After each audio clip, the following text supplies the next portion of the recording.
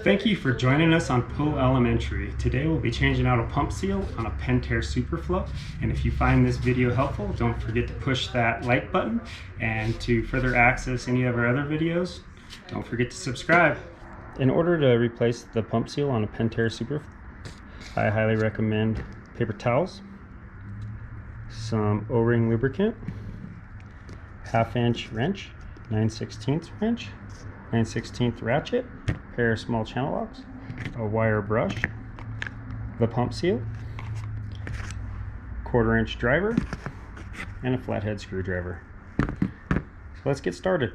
So with our pool pump turned off, we're going to drain it before we start taking it apart. And on the side, you'll have 2 drain plugs. You'll just want to remove those 2 plugs. And then I always crack the top off to release the air pressure in there to help it drain. And by draining this out, when we take these bolts out, basically we're not going to have a flash of water. So after the pump is drained, basically we have 4 bolts here. 2 on this side and 2 over here. We're going to take these out with our 9/16 ratchet. And these bottom ones, you might need a 9/16 wrench also. I find it hard to get into these with a ratchet, but it is doable. So once we've removed the 4 bolts that hold the pump plate onto the wet end, basically it's just going to pull out.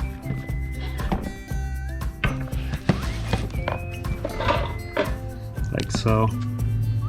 And you can see we have our diffuser and basically 3 nuts that we're going to use our 1/4 inch nut driver on, or you can use a flathead screwdriver to remove those.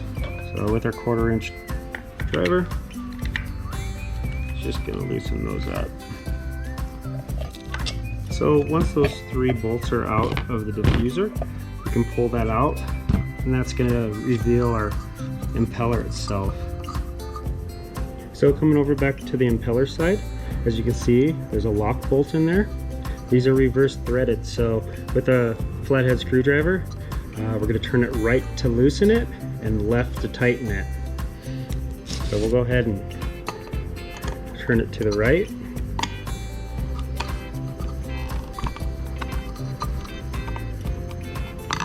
So with that locking bolt removed, we can now take our 1/2 inch wrench, and as you can see, there's a locking pin here. So basically if we put that 1/2 inch wrench onto that slot on that shaft, it locks it in place. Then we can come back to the impeller and it should just spin right off.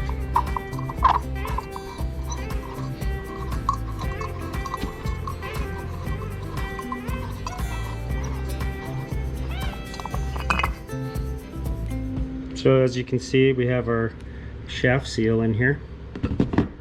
The next step is we're going to take out these other 9/16 bolts. There's 4 of them, and that'll release this motor plate right here, so we can get in behind and get that shaft seal, the rubber boot part of it, out. So with our 9/16 wrench, we're going to loosen these 4 bolts.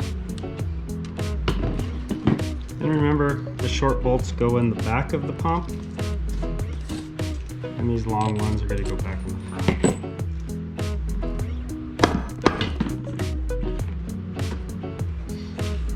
So with those bolts out, we can knock this whole motor plate off. Our pump seal shot off the shaft there. You can see there's some corrosion buildup on the inside where it was leaking. And here's the plate. And then we can just take our screwdriver and we'll just pop that back part of the shaft seal out. So just by going like so. Shaft seal. So this piece actually has that rubber boot on it, and it fits nice and snug into this. So before we go ahead and put anything back together and change our pump seal, we're going to take our wire brush. We're just going to clean up these threads. Any scaling or any type of buildup on the actual shaft itself. or around the housing. We can start by putting our new shaft seal in, which in this case we're using a US seal, so it's a PS 200. Or if you're looking for a genuine Pentair seal, the part number on that's going to be 354545, S as in Sam. But just a heads up, when you go with the Pentair genuine part, you're probably going to pay 3 times the money. So these ones are about 10 bucks. So with our new seal, basically this rubber part that goes around this part of the seal that goes back into the motor plate housing here, we're going to apply some of this silicone O-ring lube. This will just help keep it lubricated and make it have a nice tight seal. So we'll just apply a little bit to the rubber part of this shaft seal, and once that's applied we can put it back into this motor plate. And I like to use a paper towel so I don't get any silicone on the actual seal itself.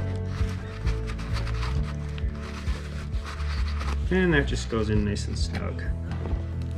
So now that our motor's cleaned up, we can take our seal plate, and if you get confused on which way it goes, it does say top on the back of it. So just line up like so, and it's just a matter of lining up bolts. And then we'll take our short bolts that we took out and we'll put all 4 of these back in. So once we get our 4 bolts going from our motor to our motor plate, basically we'll tighten these down with our 9/16 ratchet. So now that our 4 bolts from our motor to our motor plate are tight, we can go ahead and put our other piece of shaft seal in here. So basically you have one side that's got metal on it. This is going to go up against the actual impeller, and this side is going to go right up against the other part of the shaft seal. So when you're pushing this back on, where the threads are, you can actually see the shaft at where the threads are. It gets bigger. You want that new seal to be flush with the actual shaft that's bigger than the threads. And then with our 1/2-inch wrench, we can put it on the actual shaft in the back of the motor to hold it. And we're going to take our impeller and thread it on clockwise. With that, we get her nice and snug, good and hand tight. And there we have it. We've got our new shaft seal in there, so we shouldn't have any leaks between the motor and the wet end now. And at this time, I like to look at this plate seal O-ring right here, and also this diffuser O-ring that goes around here. If they look like they're in really good condition, we'll just go ahead and use some of our O-ring lube, and we'll just apply a nice layer of lubrication to both of these plate seal gasket and then this diffuser gasket that goes right here. If for some reason these are shot, you can usually get this seal plate gasket to work if you flip it over, but if you do need a new one, basically this O-ring right here, the part number for this is 355619Z as in zebra, and this diffuser gasket right here is 355030Z as in zebra, and those are both Pentair part numbers. So basically if you put those into Google, you should be able to find an alternative. The last step on this impeller itself is to put the impeller lock bolt back in. So with our flathead screwdriver, we're gonna get it started threading, and basically, like I said, the threads are opposite. So left is tighten, or counterclockwise is tightening, and clockwise is loosening. So So we'll turn this counterclockwise,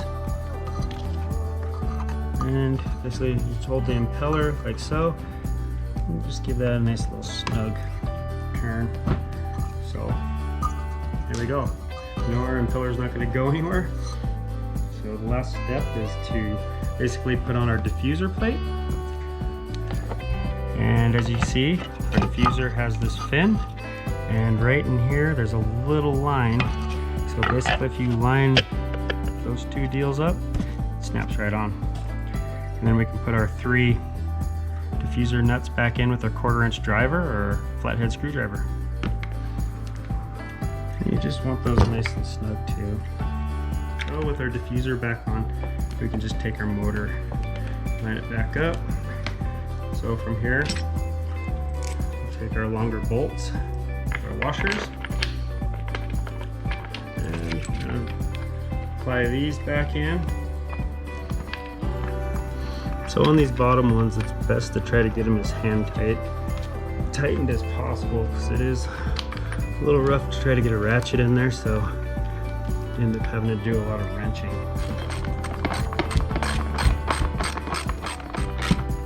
Snug, 1/8 the turn.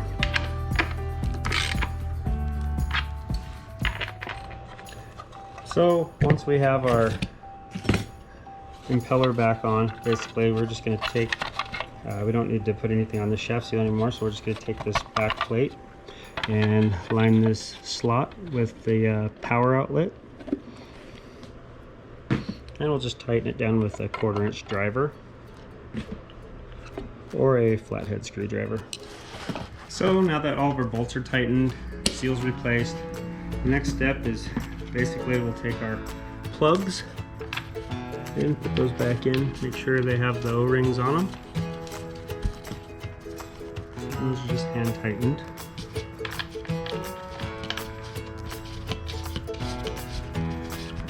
And there you have it. It's nothing more than just adding water to the pump, filling the wet end back in, and putting your lid on and firing it up. Thanks for joining us with our Pentair Super Flo pump seal replacement. If you like the video, don't forget to push the like button, and if you want to see further pool videos from Pool Elementary, don't forget to subscribe. Thank you.